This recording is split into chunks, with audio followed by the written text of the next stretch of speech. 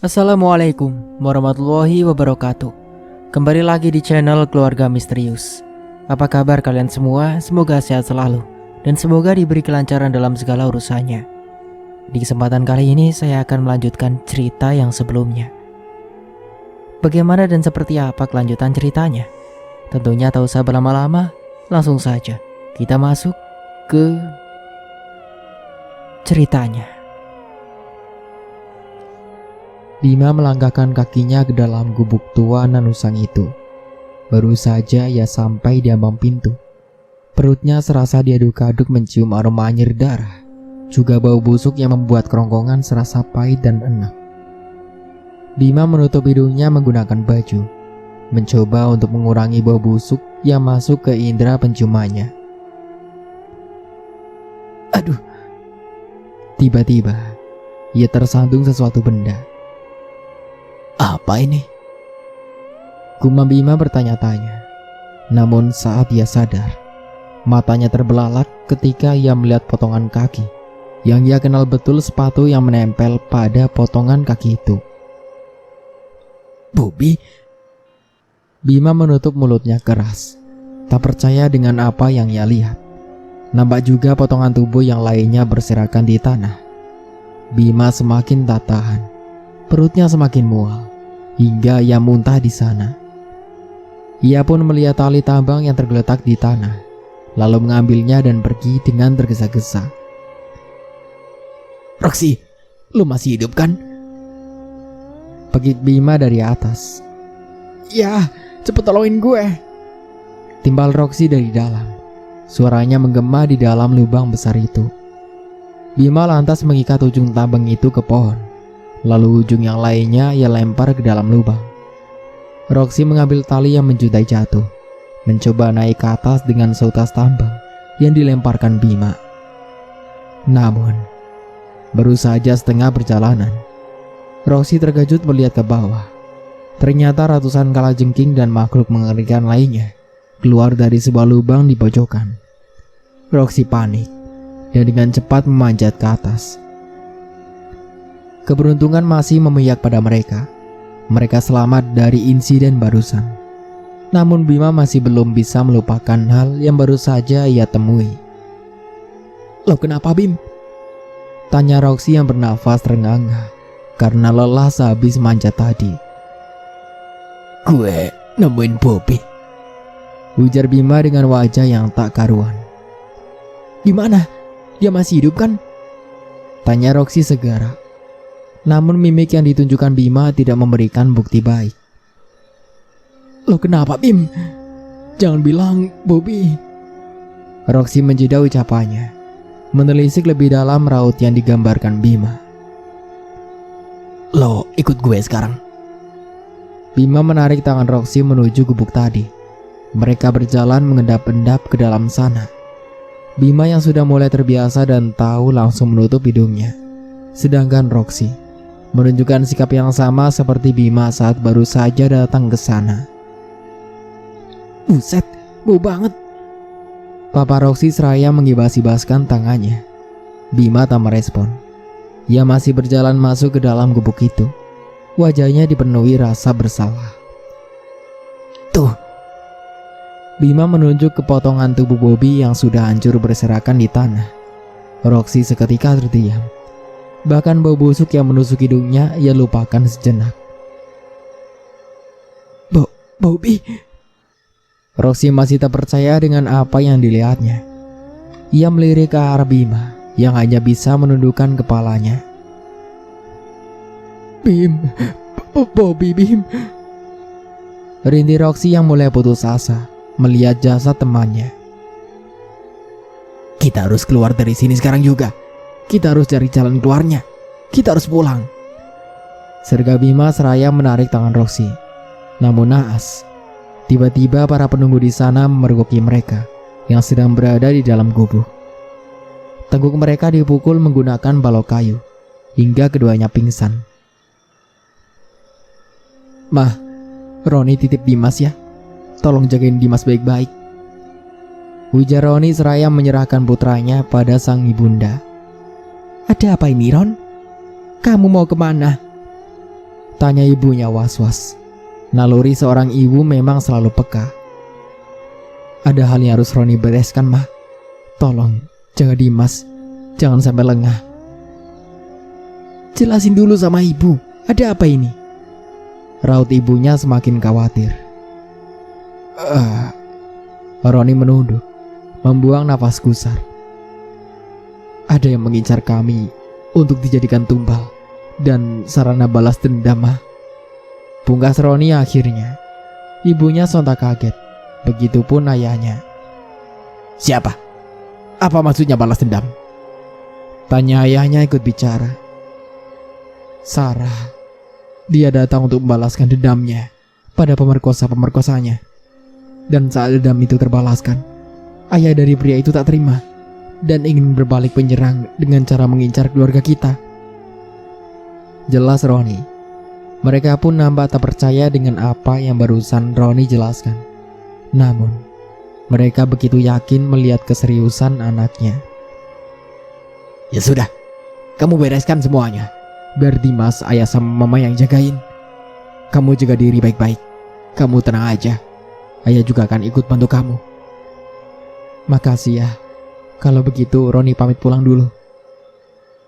Roni mencium kedua tangan orang tuanya, lalu bergilir mencium kening putranya.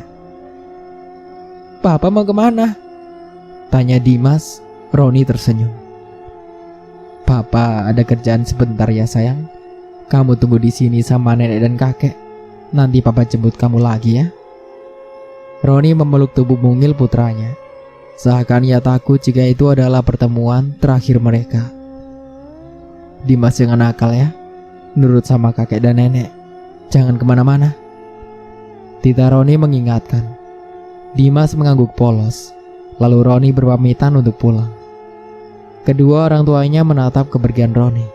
Kekhawatiran menyelimuti mereka saat ini. Bu, panggil kerabat yang lainnya. Kita adakan pengajian untuk membentengi agar tidak terjadi hal yang tidak diinginkan.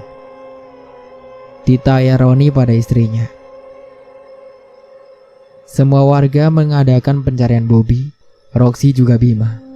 Seperti biasa, warga kampung membawa kentongan dan barang lainnya.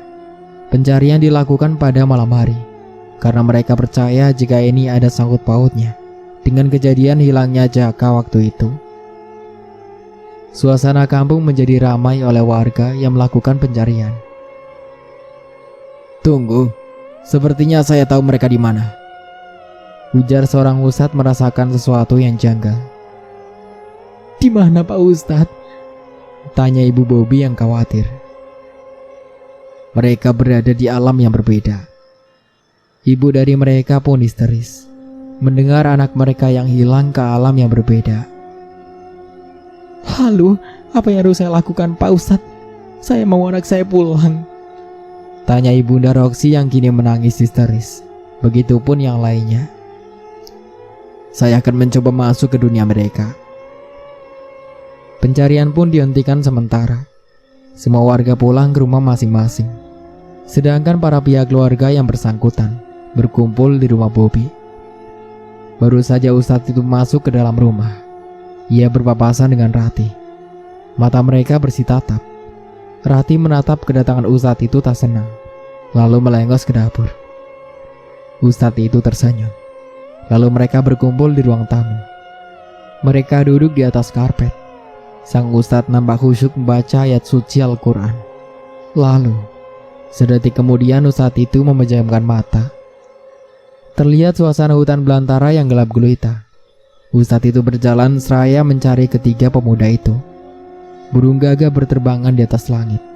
Suaranya memekakan telinga siapa saja yang mendengarnya. Sang ustadz terus beristighfar, sembari terus mencari, hingga akhirnya ia melihat sebuah gubuk tua di tengah hutan. Ia berjalan menghampiri gubuk itu.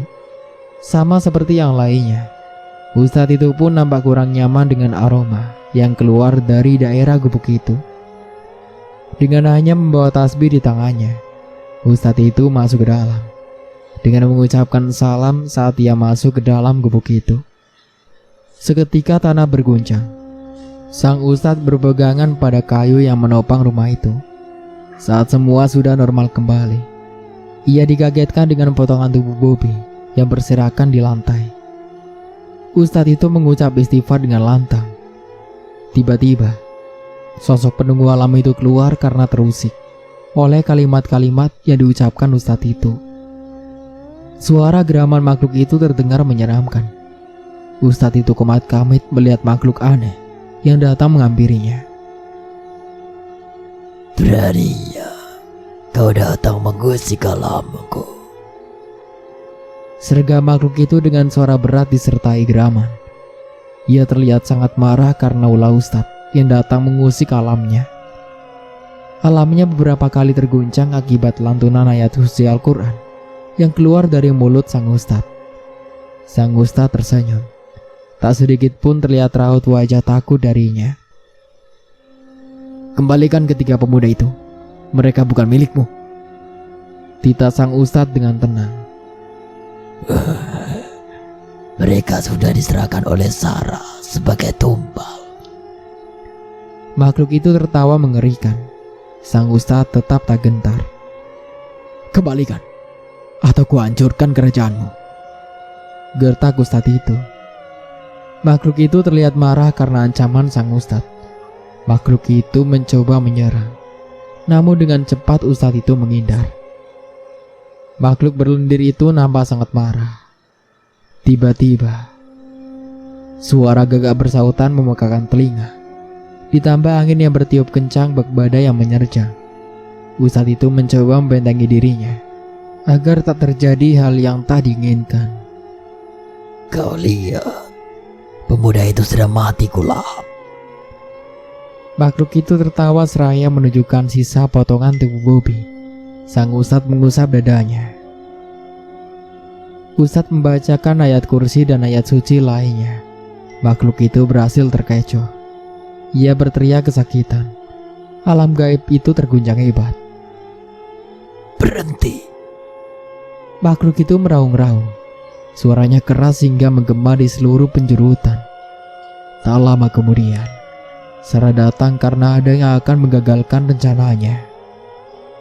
Sarah menyerang ustadz itu hingga terpental. Saat ustadz itu lengah, Raja Iblis itu pun ikut menyerang, hingga membuat tubuh ustadz itu terluka. Iblis-iblis itu tertawa. Sang ustadz memohon pertolongan dalam hati, melafazkan ayat-ayat suci dengan khusyuk. Tiba-tiba, melihat Roxy dan Bima duduk terikat di sebuah kursi. Ustadz itu mencoba mengalihkan perhatian mereka, mengecoh dengan ilmu yang ia miliki. Ustadz itu menjadi tiga, lalu berlari ke arah yang berbeda. Sarah mengejar salah satunya, juga makhluk itu. Dan ustadz yang aslinya berlari menyelamatkan kedua pemuda itu. Sang ustadz membangunkan mereka terlebih dahulu, lalu membukakan tali yang mengikat mereka satu persatu. Setelah itu, mereka berlari kabur dari sana. Namun sial, iblis-iblis itu mulai menyadari jika mereka telah dikelabui. Mereka terlihat sangat marah. Ketiganya berhenti dengan nafas tercekat. Di depan mereka, kini sudah berdiri Raja Iblis itu dan juga pasukannya. Sang ustadz mulai fokus melafazkan ayat-ayat Al-Quran untuk melawan mereka. Saat ustadz sibuk bertarung dengan Raja Iblis itu, kedua pemuda itu mencoba bersembunyi. Namun Sarah mencoba menarik mereka. Kedua pemuda itu melafazkan ayat suci sebisa mereka. Meski mereka terbilang jauh dari Sang Pencipta, kali ini mereka berusaha untuk mengingat sedikit demi sedikit yang mereka ketahui. Sarah sedikit terkecoh, dan sang ustadz lalu berlari dan menarik tangan mereka ke dalam sebuah lubang hitam. Bruk. Tubuh mereka ambruk di atas karpet yang diduduki para keluarga ketiga pemuda itu. Ibu-ibu mereka langsung memeluk anaknya masing-masing, namun tidak dengan Ibunda Bobby. Ia nampak khawatir karena tak mendapati anaknya bersama mereka. Nafas mereka terengah-engah, wajah mereka kucel dan bau. Maafkan saya, Bu. Anak ibu sudah terlanjur ditumbalkan oleh orang yang dulunya mati karena ulah anak ibu. Jelas sang ustadz merasa bersalah. Sontak tangis ibunya Bobby juga jadi pecah. Siritan memilukan menyeruak menggema di seluruh ruangan. Yang sabar, Bu. Ini sudah takdir yang maha kuasa. Tutur sang ustadz mencoba menenangkan. Sedangkan ayah dari Bobby hanya bisa mematung di dekat sofa. Ia yang baru saja datang tiba-tiba mendapat kabar jika anak sulungnya mati ditumbalkan. Ayahnya Bobby memegangi dada dan terkena serangan jantung mendadak. Semua orang di sana langsung ricuh, berhambuр menolong ayahnya Bobby yang kini luruh di atas lantai. Ustadz mengecek denyut nadinya. Innalillahi wa inna ilaihi rajiun. Ujar Ustadz itu seraya menggusap wajah ayahnya Bobby yang matanya masih terbuka.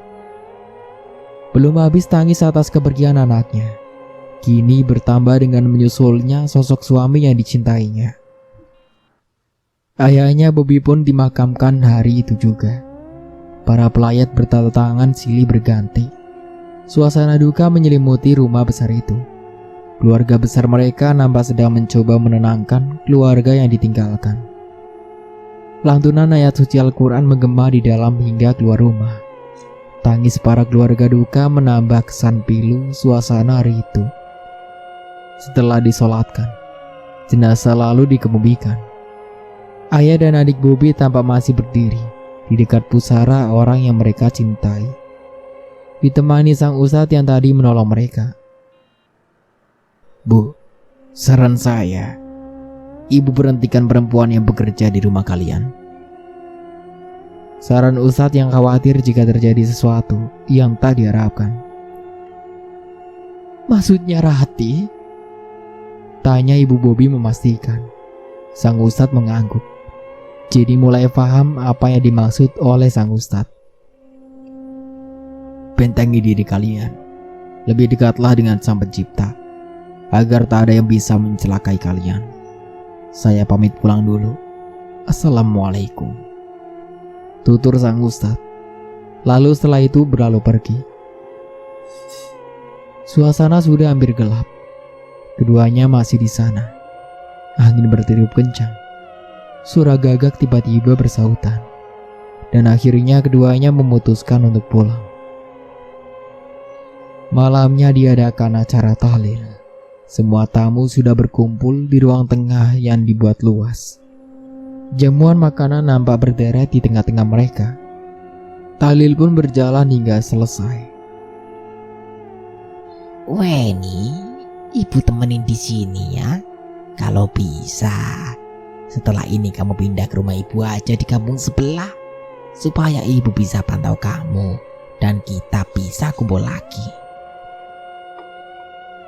Ujar nenek Bobby pada ibunya Bobby yang wajahnya masih sembab. Iya bu, besok kita pindah ke rumah ibu. Rumah ini akan Weni jual. Weni mau tinggal sama ibu aja.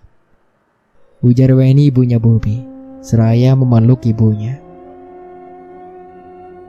Di rumah Sarah, tampak Ningsi dan suaminya tengah duduk di ruang tamu dengan hati was-was. Sedangkan Roni berada di kamar. Bruk. Terdengar suara seperti benda jatuh tepat di atas genteng mereka. Semuanya sontak terkejut. Roni keluar dari kamarnya yang baru saja habis menunaikan sholat. Ada apa bu? Tanya Roni yang datang tergopoh-gopoh. Gak tahu Ron. Timpal Ningsi yang ketakutan. Broto nampak sudah mengerti. Sekarang lebih baik kita mengaji, Bu. Kita bentengi diri kita agar tak ada yang bisa mengganggu kita.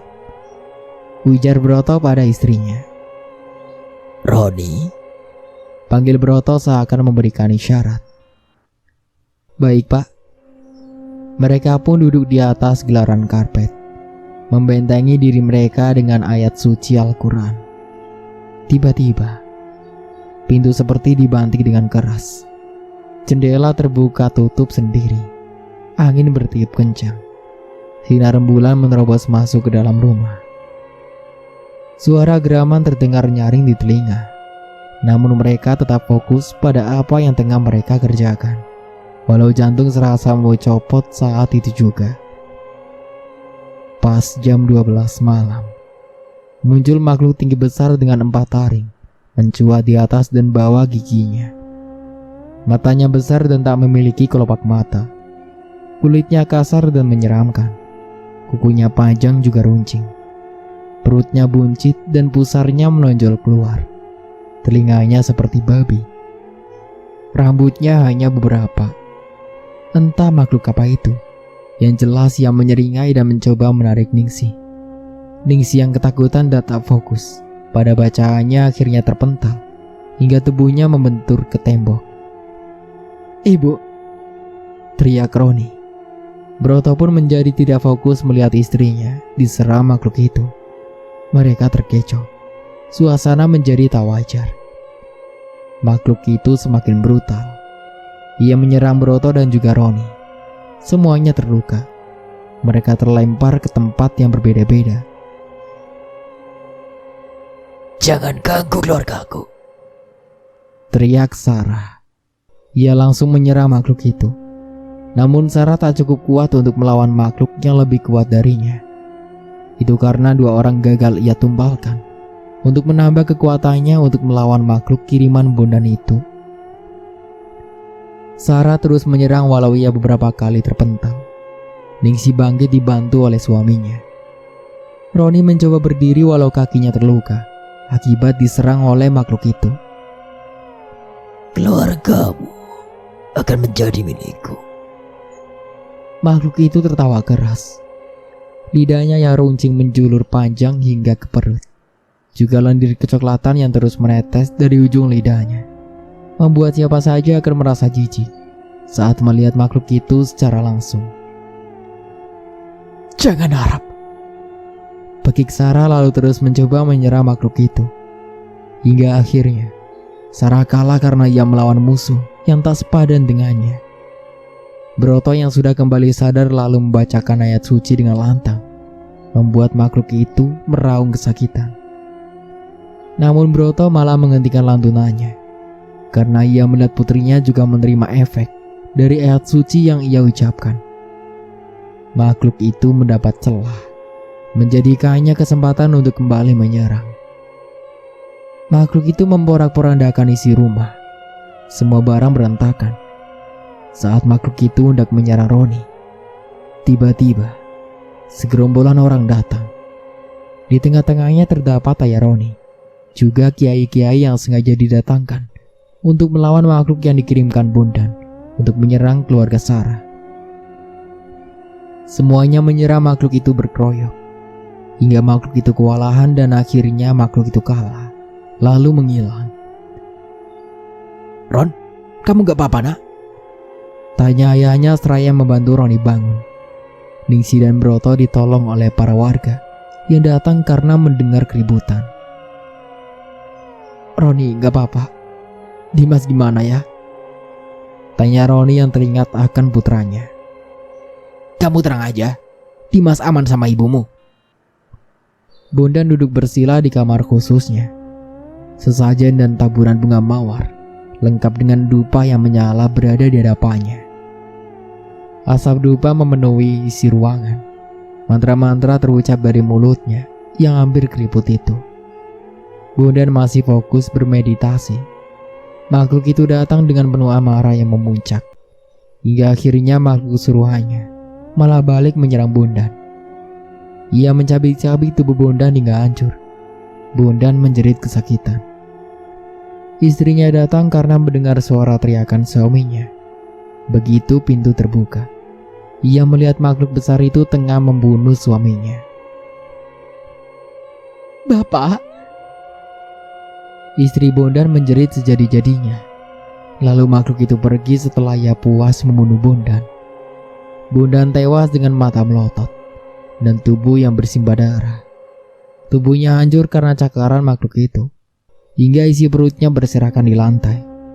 Istrinya menjerit-jerit melihat jasad suaminya yang mati mengenaskan. Berita kematian Bondan pun menyebar luas. serta-merta dengan berita pesugihannya. Kejadian di rumah Sarah juga tak kalah hebohnya di kalangan masyarakat. Itu karena tetangga Sarah yang mendengar suara keributan memanggil warga dan aparat desa. Mereka berbondong-bondong datang ke rumah Sarah dan mendapati kejadian yang mengejutkan. Semuanya pun disangkut pautkan dengan kematian Bondan. Mereka menduga jika makhluk pesugihan Bondanlah yang menyerang keluarga Ningsih. Keesokan harinya, para warga datang membantu pemakaman Bondan. Baru saja menginjakkan kakinya di ambang pintu, bau busuk menyeruak memenuhi isi ruangan. Tak ada yang tahan berlama-lama di dalam rumah saking busuknya. Hanya istrinya dan beberapa warga yang datang untuk sekedar berbelasungkawa, lalu keluar. Istrinya sangat terpukul atas kejadian yang menimpa suaminya. Ia juga takut jika makhluk itu juga nanti datang lagi dan menyerangnya. Jasad Bondan membusuk dipenuhi belatung dan ulat-ulat. Saat hendak dikebumikan pun, butuh banyak orang untuk mengangkat kerandanya yang sangat berat. Semua warga kewalahan. Bahkan saat prosesi pemakaman pun terjadi, hujan lebat disertai petir. Roxy duduk di ranjangnya seraya memeluk kedua kakinya. Trauma yang ia alami sangat parah, hingga membuat jiwanya menjadi sedikit terusik. Kini ia lebih banyak menghabiskan waktu di kamar, melamun, bicara sendiri. Bahkan terkadang ia mengamuk tak karuan. Bu Rosma sang bunda pun khawatir dengan kondisi putranya. Ia pun berniat ke rumah mendiang Jaka untuk menanyakan apa yang sebenarnya terjadi. Rosma menatap putranya dari ambang pintu kamar, melihat wajah putranya yang hampa, kosong namun penuh beban. Naluri seorang ibu tak pernah salah. Ia beranggapan jika putranya memang membuat kesalahan, hingga ia harus menerima karmanya sekarang. Rosma berjalan menyusuri jalan raya pedesaan yang tak terlalu ramai. Pikirannya kalut. Roxy adalah harapan satu-satunya. Hanya ia yang dia punya. Sanak saudaranya yang lain berada di desa sebelah. Tak terasa ia pun sampai di rumah almarhumah Jaka. Ia mengetuk pintu perlahan, lalu mengucapkan salam. Lama tak ada jawaban, hingga ketukan yang ketiga. Masih tak ada jawaban. Rosma mengembuskan nafas berat, lalu berbalik berniat untuk pulang. Bu Rosma? Seru Bu Nani saat Bu Rosma hendak pergi. Ternyata Bu Nani sedang berada di belakang rumah. Ia mendengar seorang mengetuk pintu rumahnya, lalu menghampiri ke pekarangan rumah. Roni duduk di kursi seraya menikmati secangkir kopi hitam miliknya. Desas-desus warga kampung tentang masalah yang menimpa keluarganya terus merembet hingga desa tetangga. Roni tak bisa lagi mencegahnya. Para warga menyimpulkan sendiri pandangan mereka. Roni pun belum tahu pasti apa yang sebenarnya terjadi dan apa penyebab semuanya jadi berantakan seperti ini. Hari ini Roni berencana akan pergi ke rumah Pak Cipto, orang kepercayaan Bondan dalam memegang perkebunan. Dulu, Roni menganggap jika ladang yang ia garap adalah milik Pak Cipto. Ternyata itu juga adalah lahan milik Pak Juragan yang terkenal di sana. Roni tak ingin kehilangan pekerjaannya saat ini, karena ia masih harus membiayai Dimas putranya. Dan ia juga berniat mengumpulkan uang untuk modal. Ia membuka toko sembako seperti cita-citanya. Ron, kamu mau pergi sekarang, nak? Sekalian ibu ikut ya. Ibu mau ke pasar, mau beli bumbu dapur. Ujar Ningsih seraya membawa tas belanjaan di tangannya. Roni tersadar dari lamunannya, lalu mengiyakan pertanyaan ibu mertuanya. Mereka pun berangkat menggunakan motor kesayangan Roni. Motor yang penuh kenangan ia bersama mendiang istrinya. Dulu, Roni pertama kali bertemu dengan Sarah saat Sarah ke rumahnya mengantarkan pesanan ibunya. Sarah memulai bisnisnya sejak ia masih gadis. Hingga ia menikah, ia masih meneruskan usaha kecil-kecilannya. Tak terasa mereka sudah sesampai di sebuah pasar desa yang ramai. Pikiran Roni masih terbayang kenangannya bersama Sarah.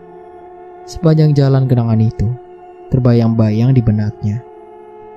Hingga ibu mertuanya pergi pun tak ia tahu. Pikirannya kalut saking rindunya ia pada istrinya.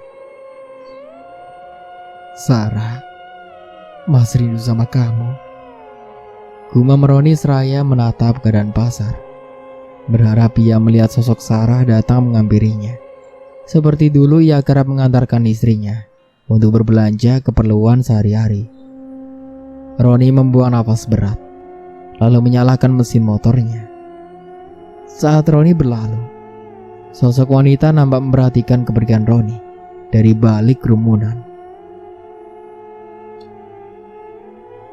Bu Rosma, ada perlu apa dengan saya? Tanya Nani seraya menyuguhkan secangkir teh hangat di meja. Rosma masih nampak ragu untuk menyampaikan niatnya. Namun ia juga tak tahan melihat anaknya yang semakin hari semakin membuat ia khawatir. Begini Bu, kedatangan saya kemari untuk menanyakan perihal masalah Roxy dan teman-temannya. Barangkali Ibu tahu sesuatu. Masalah Jaka yang juga ada sangkutannya dengan anak saya. Beberapa hari lalu, Roxy dan ketiga temannya yang tersisa hilang. Lalu kabarnya mereka dibawa ke alam gaib. Dan setelah ditemukan, kini sikap Roxy seperti orang depresi. Jelas Rosma, Nani terdiam. Sebenarnya Nani sudah menduga maksud dari kedatangan ibunya Roxy ke rumahnya. Nani menghirup nafas panjang, lalu mengembuskannya perlahan sebelum angkat bicara. Ya, saya tahu. Jaka dan teman-temannya adalah pelaku pelecehan terhadap almarhumah Sarah, anak Bu Ningsi yang meninggal bunuh diri. Dan arwah wanita itu bangkit untuk membalaskan dendamnya. Ia membunuh anak saya, juga anak dari Juragan Bondan. Juragan Bondan tak terima. Dia balik menyerang keluarga Sarah. Dan Sarah mengambil sisa dari orang yang melecehkannya untuk dijadikannya tumbal agar dia mendapat kekuatan untuk melawan makhluk kiriman Juragan Bondan. Nani menjeda ucapannya yang panjang lebar. Ia mencari tahu semuanya. Bahkan ia tahu sejak dulu kalau Bondan menganut ilmu hitam dan pesugihan. Dari sejak Bondan datang ke rumahnya, Nani bahkan sudah menduga jika nanti anaknya mati, Bondan akan balik menyerang keluarga Sarah. Nani menundukkan wajahnya sejenak, menahan genangan air mata yang terus memaksakan untuk keluar. Rosma masih menunggu dengan sabar. Dia menusap pundak Nani, menguatkan pundak yang rapuh itu. Mungkin nanti dia juga akan bernasib sama seperti dia, hidup sendirian setelah ditinggalkan oleh buah hatinya. Dan setelah kedua pemuda itu ditemukan, yang kabarnya hanya Bobby yang tak selamat, keluarga Ningsi diserang habis-habisan. Namun keluarga Roni datang membantu untuk melawan makhluk yang menyerang keluarga mereka, hingga makhluk itu kalah dan balik menyerang tuannya. Bondan meninggal, dibunuh makhluk itu. Lanjut Nani. Rosma tidak menyangka jika Nani mengetahui hal itu sejauh ini. Apa yang harus saya lakukan untuk menyelamatkan anak saya? Tolong, saya tidak mau kehilangan Roxy. Nani terdiam, tatapannya kosong. Genangan air mata masih tersisa di pipinya yang hampir keriput. Tidak ada yang bisa dilakukan. Wanita itu tetap akan datang sebelum semuanya mati. Timpal Nani dingin. Saya juga kehilangan Jaka, anak saya satu-satunya. Tangis Nani pecah. Lukanya tentang kepergian Jaka terkoyak lagi. Rosma memahami apa yang Nani rasakan, tapi ia tetap berpikir keras. Bagaimana caranya agar anaknya bisa selamat? Rosma berterima kasih lalu berpamitan. Sepanjang jalan ia terus berpikir, hatinya tak karuan. Rasa cemas yang luar biasa kini sedang menggerogoti jiwanya. Rosma mempercepat langkahnya, ingin cepat bertemu dengan anaknya. Ia takut jika sesuatu terjadi pada buah hatinya. Sesampainya di depan rumah, ia mendengar teriakan Roxy dari dalam rumah. Gegas ia masuk dan melihat apa yang terjadi. Terlihat Roxy yang berdengkur di pojok kamar ketakutan. Badannya gemetaran. Suasana kamar berantakan. Roxy berteriak pergi. Rosma mencoba meraih tubuh putranya, namun Roxy terus memberontak. Ibu. Roxy gegas memeluk ibunya ketika ia sadar. Bahkan anak kecil yang ketakutan, Roxy menangis di pelukan ibunya. Ada apa, nak? Rosma terus menenangkan putranya. Baru kali ini ia melihat anak semata wayangnya seperti ini. Roxy tak menjawab, hanya isak tangis yang terdengar. Rosma mengusap pundak Roxy, lalu berdiri dan membereskan kamar yang super berantakan itu. Roxy menyabukkan padangannya ke seluruh ruangan dengan tangan yang memeluk kedua kakinya. Wajahnya gelisah. Lingkar hitam terpapang jelas di bawah matanya. Rambut ikal berantakan, juga baju yang hanya itu-itu saja. Ayo nak, ibu bantu. Kamu istirahat ya. Ibu buatkan teh hangat buat kamu. Rosma membantu Roxy berdiri, lalu memapanya ke atas kasur miliknya. Roxy masih terlihat sangat gelisah. Depresi, bisa dibilang begitu. Bahkan lebih dari itu. Rosma berlalu ke dapur, membuatkan segelas teh hangat untuk sekedar menenangkan kecemasannya. Pikirannya Rosma semakin kusut. Cerita Nani terbayang-bayang di benaknya. Bahkan kini ia merasa sangat takut jika semuanya benar, dan dia akan kehilangan putranya dengan cepat. Setelah selesai, ia langsung membawa teh hangat itu ke kamar Roxy. Terlihat pemuda itu masih termenung menatap tembok. Pandangannya kosong. Rosma semakin tak tega. Hatinya nelangsa. Ibu mana yang tega melihat buah hatinya terpuruk seperti itu? Tak jarang ia mendengar Roxy menangis raya meracau, menyuruh seorang untuk pergi. Namun entah siapa itu. Rosma mengira jika Roxy hanya berhalusinasi. Namun saat mendengar cerita Nani tadi, dugaannya kini berubah. Mungkin benar yang dikatakan Nani, jika ini ada kaitannya dengan Sarah, putri Ningsi yang meninggal secara tragis. Jika memang benar, ia akan merasa sangat bersalah untuk itu. Kini Rosma berniat untuk menanyakan kebenarannya pada Roxy. Namun, ia berpikir lagi untuk menanyakan itu nanti, ketika ia sudah merasa tenang. Karena jika ia menanyakannya sekarang, ia tidak akan mendapat jawaban yang ia perlukan. Pak Cipto, kedatangan saya kemari untuk menanyakan apa saya masih bisa bekerja di ladang itu. Sekarang bapaknya dipercaya pengelola ladang tersebut setelah kepergian juragan. Tutur Roni tanpa basa-basi. Cipto tersenyum. Ia adalah pria yang bijaksana. Kepribadiannya yang baik membuat dia terkenal dengan good attitude-nya. Tentu saja nak Roni, kamu masih tetap bekerja di sana. Dan berhubung kinerja kamu sangat baik dan giat, gaji kamu saya naikkan 10%. Jawab Cipto ramah. Senyumnya masih melekat di bibirnya yang hampir keriput. Wah, terima kasih Pak. Nani duduk di sofa melingkar khas zaman dulu, menatap luar rumah dari balik jendela. Tatapannya kosong. Namun, semilir angin membuat rambut terurainya sedikit tersibak. Di keheningan, terlihat arwah Jaka sedang berdiri di belakang sang bunda dengan ekspresi pilu. Wajahnya pucat. Ia tak menampakkan wujud aslinya. Ingin dia meminta maaf pada sang bunda atas kesalahannya, membuat ia meninggalkan ibunya sendirian. Bulir bening jatuh dari kelopak mata yang tak mampu lagi membendung. Nani sangat merindukan sang buah hati. Nani memejamkan mata. Dingin, terasa seperti sentuhan di tangannya. Nani terbelalak. Jaka? Kuma menani lirih. Air matanya kini menganak sungai. Kamu jenguk ibu, nak? Tak ada jawaban. Lagi-lagi, hanya semilir angin yang menjawab setiap pertanyaan yang terlontar. Suasana kampung yang masih asri, jauh dari kata polusi, membuat hal mistik masih sangat lekat di sana. Rumah Nani yang berada tepat di depan kebun bambu yang rimbun. Di depan pekarangan rumahnya terdapat jalan yang tak terlalu besar. Jalan aspal yang sederhana. Bahkan terdapat beberapa lubang di sana. Bu, Bima haus. Ujar Bima yang masih berada di atas berangka rumah sakit.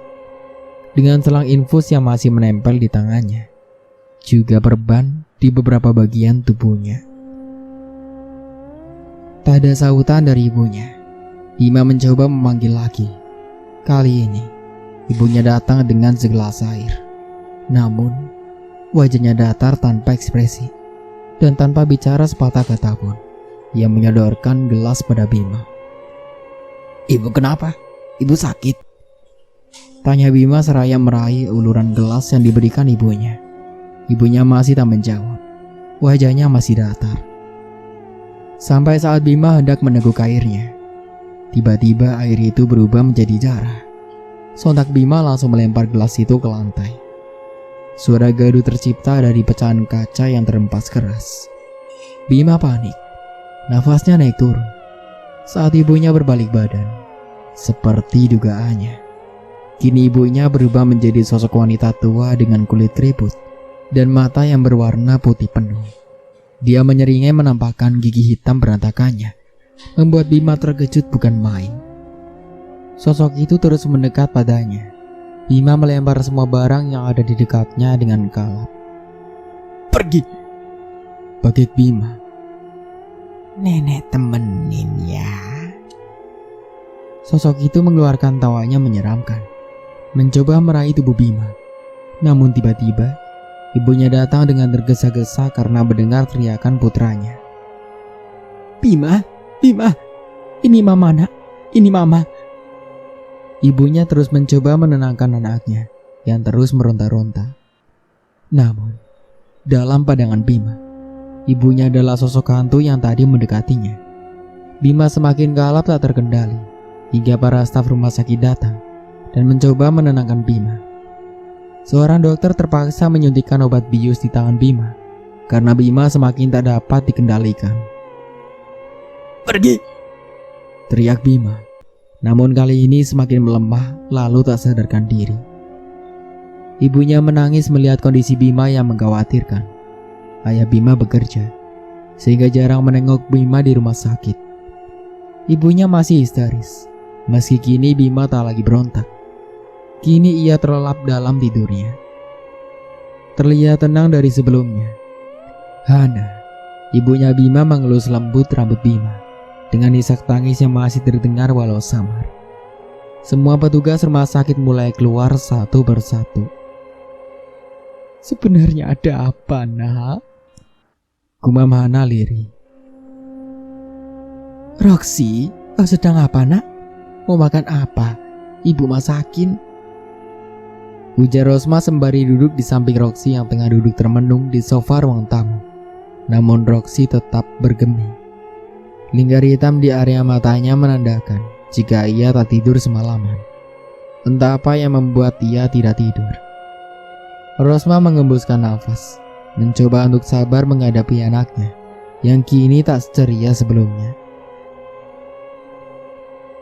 Roxy, boleh ibu tanya sesuatu, nak?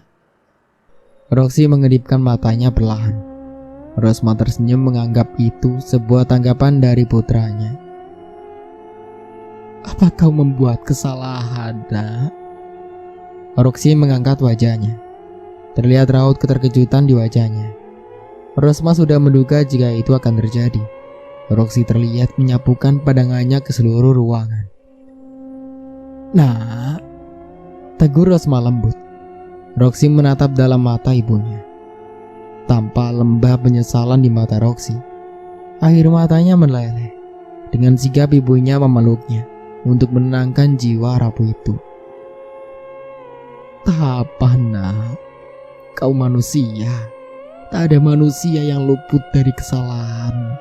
Semua orang pernah berbuat salah. Rosma terus menenangkan putranya, sedangkan Roxy terus terisak di pelukan ibunya. Maafin aku, Bu. Gumam Roxy di sela isak tangisnya. Maaf untuk apa? Sudah ya, sudah. Jangan nangis lagi. Sekarang kamu cerita sama ibu apa yang sebenarnya terjadi agar ibu bisa bantu kamu. Roxy menjeda ucapannya. Ia menundukkan wajahnya yang kusut. Tak apa nak, bicaralah. Ibu akan bantu kamu. Jangan takut. Aku adalah penyebab kematian Sarah, Bu. Tangis Roxy kembali pecah. Hati Rosma teriris. Ternyata benar yang diceritakan Nani. Ia memeluk Roxy erat. Tak ingin kehilangan putranya seperti Nani kehilangan Jaka. Apa yang harus ibu lakukan, nak? Roxy gak tahu, Bu. Roxy bingung. Sarah terus datang ganggu Roxy. Dan mungkin aku yang akan jadi sasaran berikutnya setelah Bobby dan yang lainnya, Bu. Rosma memeluk kembali tubuh putranya yang gemetaran hebat. Enggak boleh. Kamu gak boleh tinggalin ibu. Serga Rosma cepat. Maafin aku, Bu. Ikhlasin aku jika nanti datang giliranku. Aku pasrah. Aku yang salah, Bu. Enggak, nak. Kita cari cara supaya Sarah gak ganggu kamu lagi. Gak ada cara apapun yang bisa menghentikan dia, Bu. Dendamnya terlalu kuat untuk kita lawan. Roxy menyesal, Bu. Sangat menyesal. Rosma masih tenggelam dalam tangisnya. Kini pikirannya semakin tak karuan. Dia harus berusaha agar Sarah tak mengambil putranya. Dimas, sini nak. Seru Ningsih pada sang cucu yang sedang asik bermain di halaman rumahnya. Dimas selalu bergegas menghampiri Ningsih yang duduk di teras rumahnya. Makan dulu ya sayang. Nanti sakit kalau telat makan, ujar Ningsih. Dimas mengangguk dengan wajah polosnya. Ya udah, Dimas tunggu di sini sama Boni ya. Main dulu. Nenek ambilin nasi buat kalian berdua. Ningsih lalu berjalan masuk ke dalam rumahnya. Sedangkan Dimas bersama Boni, anak tetangga Ningsih yang seumuran dengan Dimas.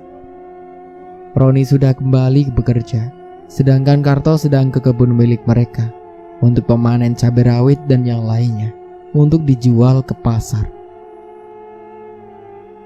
Sini, kita makan dulu, seru Ningsih dengan wajah ceria dan piring berisi makanan di tangannya. Anak-anak itu pun berhambur menghampiri Ningsih dengan lelucon mereka. Ningsih tak hentinya tersenyum melihat kedua anak kecil yang masih polos tanpa dosa itu. Di keheningan, tampak seorang wanita sedang duduk di kursi goyang dengan pandangan yang kosong. Suasana rumah sunyi dan gelap. Ia adalah Weni, istri dari almarhum Bondan. Sejak kepergian anak dan suaminya, kondisinya semakin memprihatinkan. Hanya pembantu-pembantunya yang mengurus semua keperluannya. Setiap hari ia akan duduk di kursi goyang itu seraya melantunkan lagu kuno yang sering ia nyanyikan sewaktu Bagas kecil. Ia terus menyanyikan lagu itu di kesunyian, sembari terus meratapi kepergian putranya yang sangat ia sayangi. Kesedihan itu bertambah ketika ia tahu nyawa suaminya juga terenggut oleh hal yang sama tak masuk akalnya. Weni sudah berulang kali mencegah suaminya untuk melakukan pesugihan, namun Bondan tetap kekeh dengan kemauannya. Padahal warisan sepeninggalan ayahnya dulu cukup untuk mereka, bahkan bisa dibilang lebih dari cukup. Namun keserakahan membutakan Bondan hingga terjerumus ke lubang hitam. Makhluk itu masih sering datang ke rumah Weni. Weni tahu, namun ia tak menghiraukan. Bahkan jika makhluk itu akan menghabisinya, ia tak peduli lagi. Orang-orang yang dicintainya telah meninggalkannya sendiri. Makhluk itu terus berkeliaran di rumah megah dan sunyi itu. Bahkan ia sering mengganggu para pembantu di sana, sehingga banyak yang tak betah bekerja di sana. Hanya Mbok Jum yang sudah lama bekerja di sana. Sudah beberapa kali ada pekerja baru yang datang untuk bekerja di sana. Tak lama, hanya seminggu, bahkan ada hanya sampai 3 hari. Langsung memberhentikan diri karena alasan tak kuat dengan gangguan di sana. Mereka sering diteror, dari mulai gangguan biasa, barang-barang yang berantakan dengan sendirinya, atau keran air yang menyala sendiri. Bahkan ada yang sampai melihat langsung sosok makhluk itu. "Bu, makan dulu," tawar Mbok Jum lembut. Weni berhenti mengalunkan lagu kesukaannya, terdiam sejenak, lalu menggelengkan kepala perlahan. "Saya tidak lapar, Mbok," timpal Weni dengan suara agak serak. Seperti biasa, itu yang keluar dari mulut Weni saat waktunya makan. Mbok Jum harus bersusah payah untuk membujuk Weni agar mau makan. Keluarga Weni yang lain menawarkan dia untuk tinggal bersama mereka. Namun Weni bersikeras ingin tetap di sana. Bima merebahkan dirinya di atas kasur miliknya, dengan selang infus yang masih menempel di tangannya. Bima kini menjalani rawat jalan mandiri di rumah. Ia harap dengan kepulangannya dapat mengurangi gangguan-gangguan aneh, seperti di rumah sakit yang membuatnya hampir gila.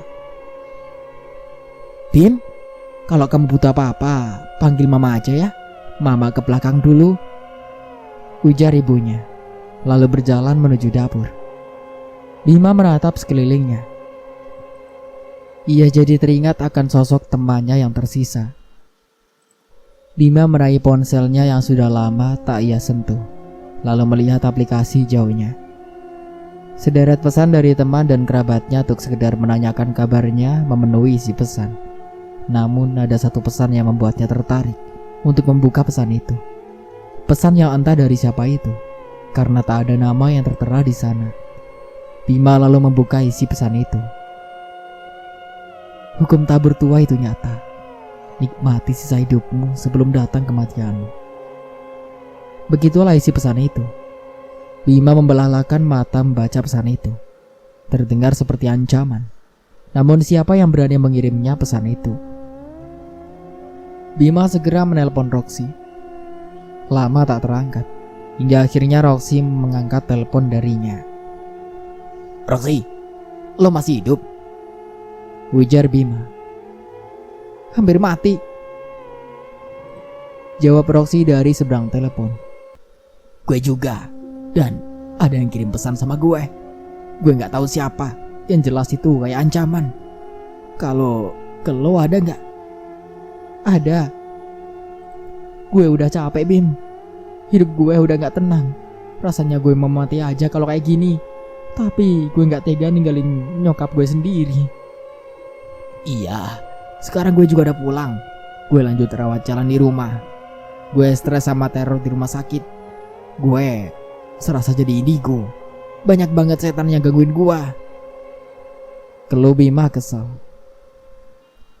"Iya Bim, gue juga. Sarah masih gak tenang selama kita masih hidup." Baru saja hendak menjawab, tiba-tiba suara di telepon menjadi berubah, seperti tak ada sinyal. Lalu dilanjutkan dengan isakan memilukan seorang wanita. Bima membulatkan matanya, menatap ponsel di tangannya dengan wajah tegang. Isakan itu semakin menjadi, dan kini berubah menjadi kikikan seorang wanita yang mengerikan. Bima melempar ponselnya kasar, beringsut mundur dari arah ponsel di depannya. "Sial, kemanapun aku pergi, dia tetap akan menerorku," gerutu Bima. Suara dari ponsel itu pun berhenti, digantikan dengan jendela yang terbuka tutup sendiri. Mungkin semua itu sudah tak asing lain baginya, namun tetap saja Ia harus sport jantung setiap kali teror itu menimpanya. Di sisi lain, Roxy juga nampak memegangi telinganya yang hampir pecah akibat dengungan keras dari ponselnya. Sial, apalagi ini? Umpat Roxy kesal. Ia melempar ponselnya ke sembarang arah, lalu berjalan keluar kamar. Ya, semenjak pengakuannya pada ibunya, kini mentalnya sedikit membaik. Kini ia bisa beraktivitas seperti biasa kembali. Walau belum sepenuhnya pulih, tapi ia terus berusaha untuk tetap tenang. Ia kini mencoba membiasakan diri dari setiap teror yang datang padanya secara tiba-tiba. Aduh. Roxy tersandung setelah sesuatu menarik kakinya yang sedang berjalan. Hidungnya mengeluarkan darah karena terbentur pada meja. Roxy memegangi hidungnya, menyeka darah yang mengucur deras dari hidungnya. Roxy menoleh ke setiap sisi, mencari benda yang membuatnya tersandung. Namun firasatnya mengatakan jika itu bukan suatu kebetulan. Menyedihkan sekali.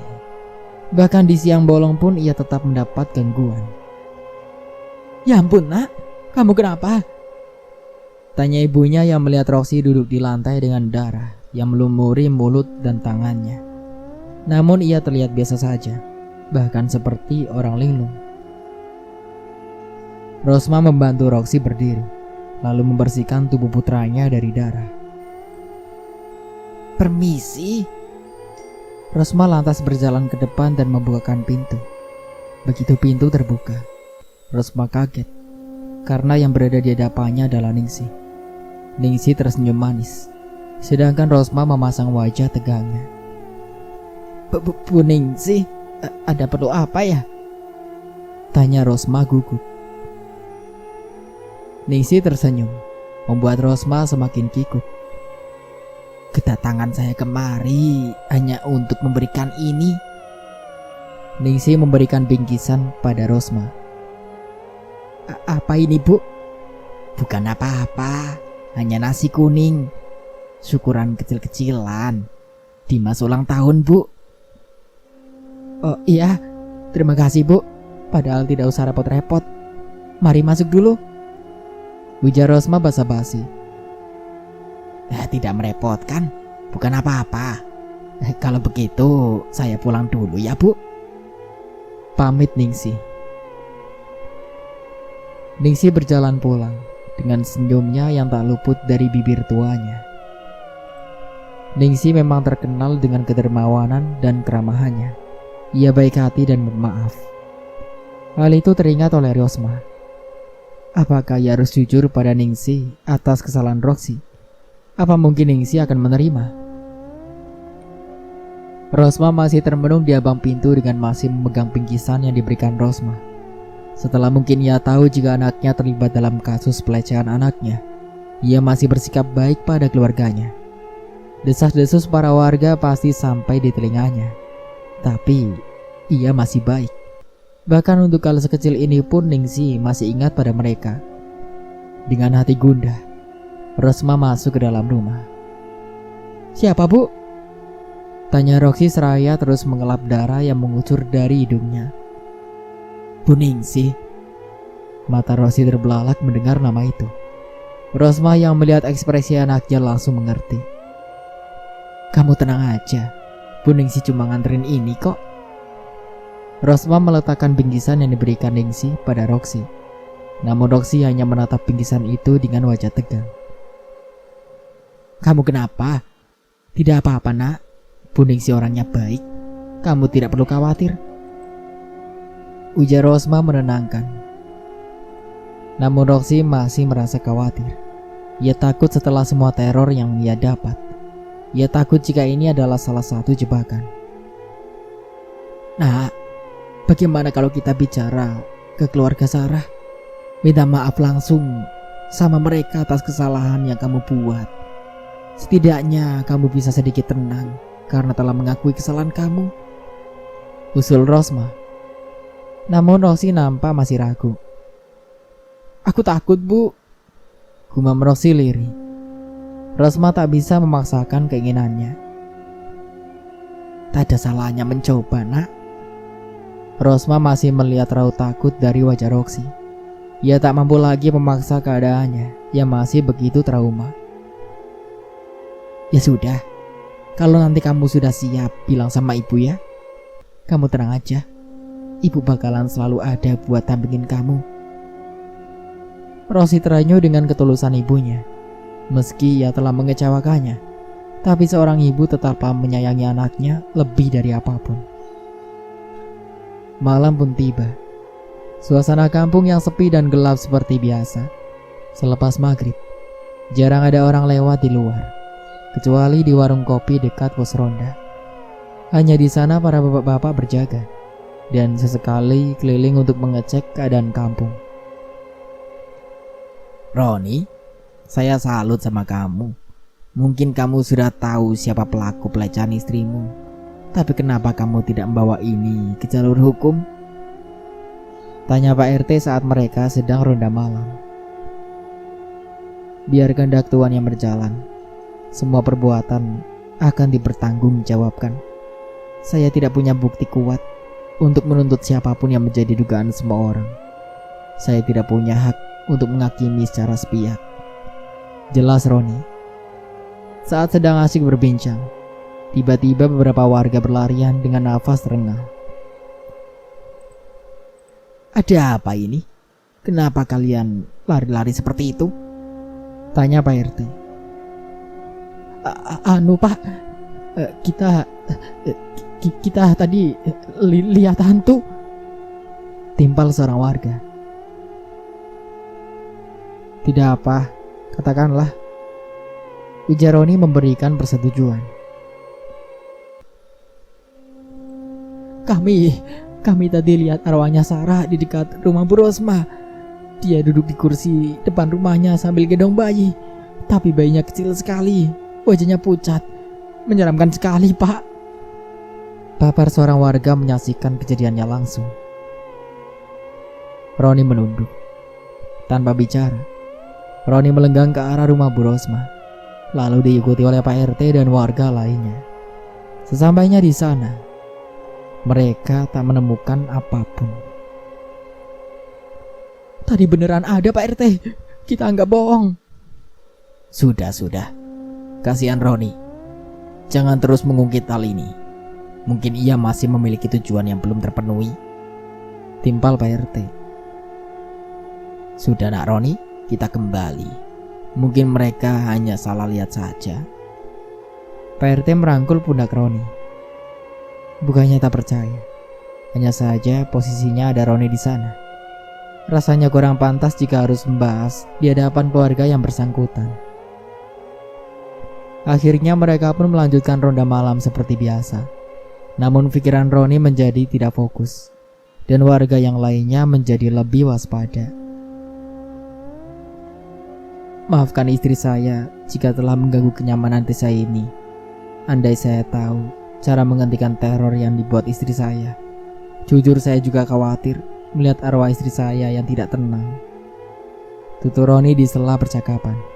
Semua warga merasa bersalah.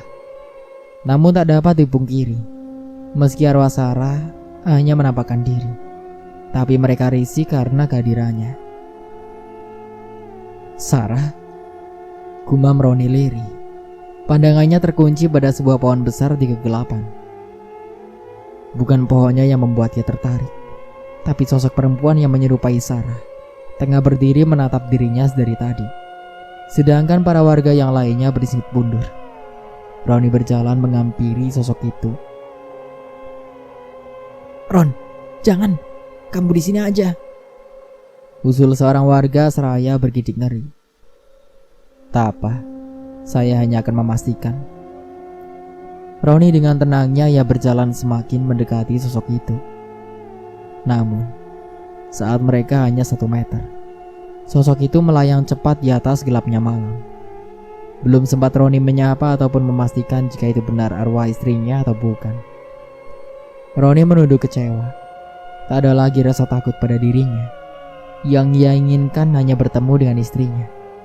Istri yang sangat dicintainya. Roni terdiam sejenak, lalu kembali ke pos.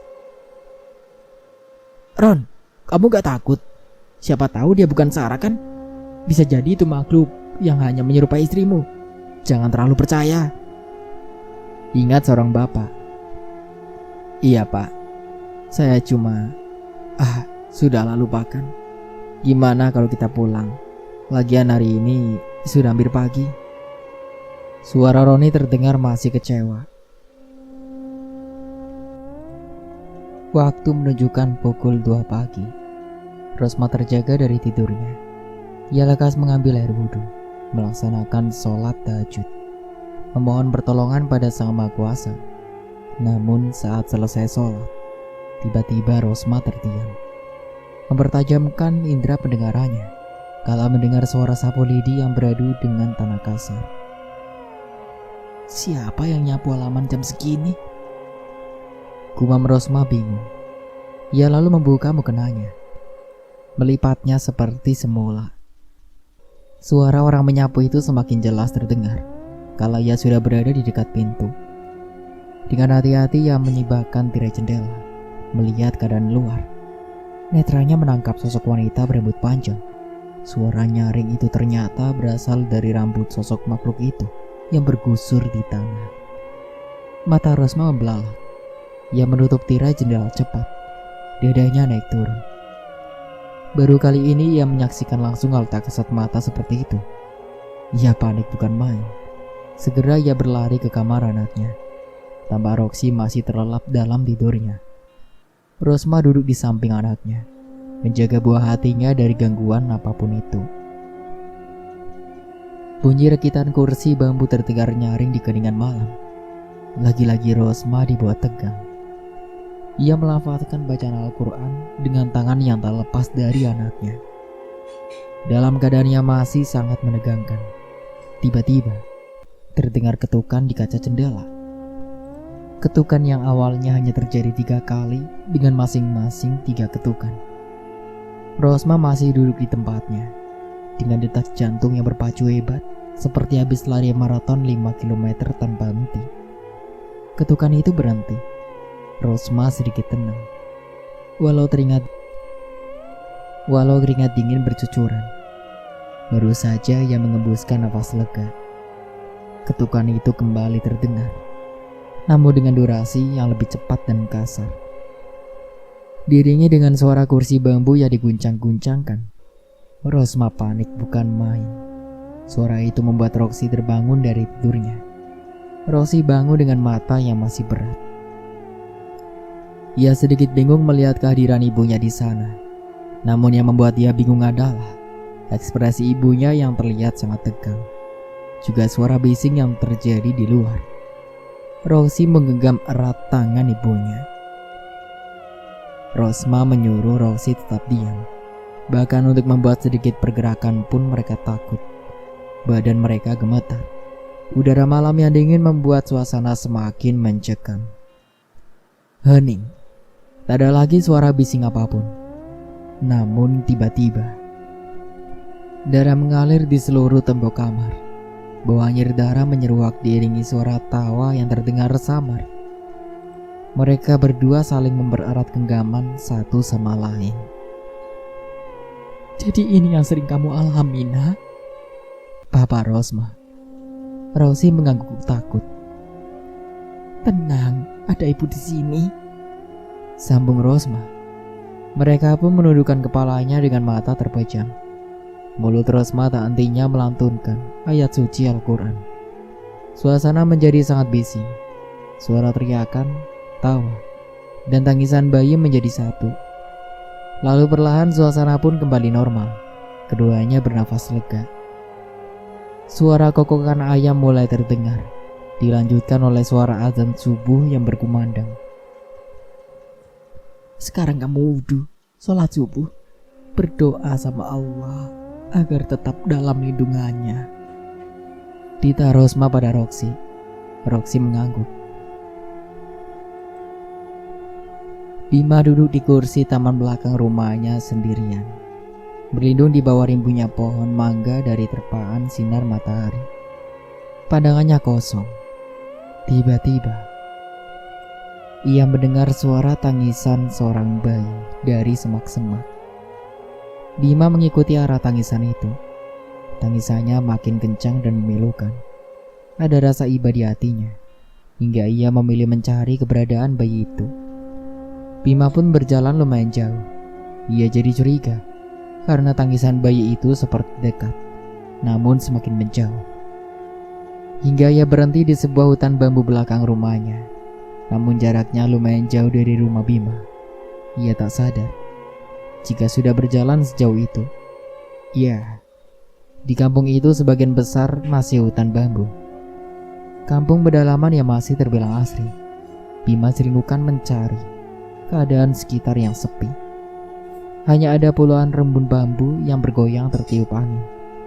Mata Bima memicing tatkala melihat sebuah gubuk kayu yang telah usang. Sejak kapan ada gubuk di sana? Gumam Bima lirih. Bima berjalan mendekati gubuk itu. Suasana di sana terbilang gelap. Itu karena pohon bambu yang teramat lebat dan rimbun, membuat cahaya matahari terhalang masuk ke sana. Dingin, sepi dan gelap. Suara burung gereja seperti meneriaki Bima yang berjalan dengan langkah gugup. Namun ada rasa penasarannya mengalahkan keraguan di dalam hatinya. Terbesit rasa was-was di hatinya, karena bisa jadi ini adalah jebakan yang dibuat Sarah. Wanita itu kerap melakukan aksinya tak pandang waktu. Namun bak terhipnotis, Bima terus mengikuti perangkap itu, hingga akhirnya ia sampai di gubuk itu. Bau kayu basah dan tanah basah menyeruak memasuki indera penciumannya. Dan ujung matanya menangkap sosok bayi mungil yang tergeletak di atas katil kecil yang musang. Bayi itu mulai menangis. Bima dengan sigap berlari dan meraih bayi itu. Senyumnya mengembang melihat wajah tenang bayi mungil yang kini ada di tangannya. Bima mengayun-ayunkan bayi itu dengan tenang. Matanya terpejam. Namun sesaat kemudian, saat Bima kembali, bayi yang ada di tangannya, ia tersontak kaget karena bayi yang lucu dan menggemaskan tadi berubah menjadi sangat menyeramkan. Tubuh bayi itu merah tak berkulit, hanya terlihat daging dilapisi darah. Matanya putih tak berkornea, kukunya panjang dan runcing. Bayi itu menyeringai menampakkan gigi-gigi kecilnya yang runcing. Bima menjerit sejadi-jadinya, namun naas, bayi itu malah masuk ke dalam mulut Bima hingga mulutnya robek. Bayi itu berjalan masuk ke tenggorokannya, membuat Bima sekarat. Kerongkongannya Bima tercabik, darah segar mencurat ke seluruh arah. Bayi setan itu kini berada di dalam perut Bima, menggerogoti isi perut Bima. Bima di sana masih dalam keadaan hidup, tepatnya setengah mati. Keadaan Bima sangat mengenaskan. Kini tubuhnya hancur dicabik-cabik makhluk kecil itu. Iblis kecil itu rupanya jelmaan dari janin yang ada dalam kandungan Sarah. Kali ini bukan Sarah yang turun tangan, melainkan jiwa bayi yang tak berdosa yang ikut mati bersama ibunya. Bayi itu merangkak keluar dari perut Bima yang koyak. Darah mengalir deras dari mayat Bima. Bayi setan itu merangkak keluar dengan menggigit jantung Bima. Lalu sosoknya melesat di kerimbunan. Kini, Roxy berubah menjadi lebih baik. Perubahannya jadi perbincangan panas para warga. Sebelum waktu masuk sholat, Roxy sudah berada di masjid, belajar mengaji, dan memperdalam ilmu agamanya bersama Pak Kiai yang kemarin menyadarkannya. Rosma sangat senang dengan perubahan putranya.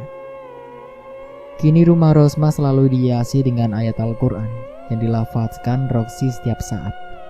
Semenjak perubahan itu, mereka mulai mendapatkan ketenangan.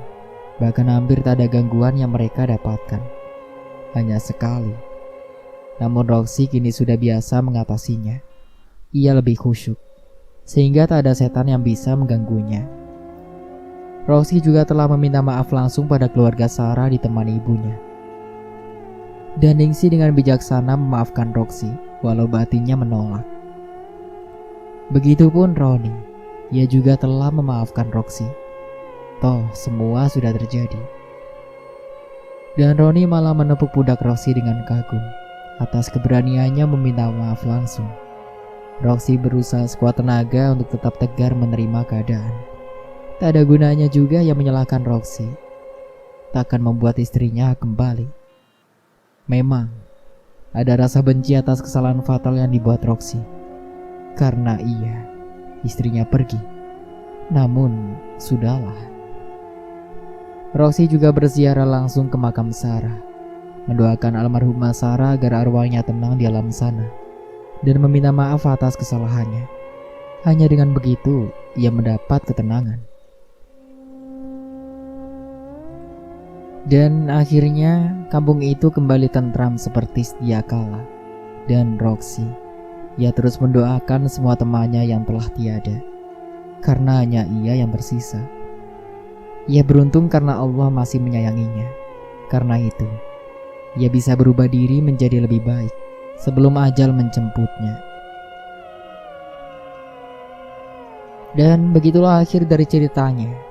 Semoga dari cerita ini kita bisa ambil hikmah dan pelajarannya. Sampai jumpa kembali di cerita baru berikutnya. Saya Dayun pamit undur diri. Kurang lebihnya mohon maaf. Wassalamualaikum warahmatullahi wabarakatuh.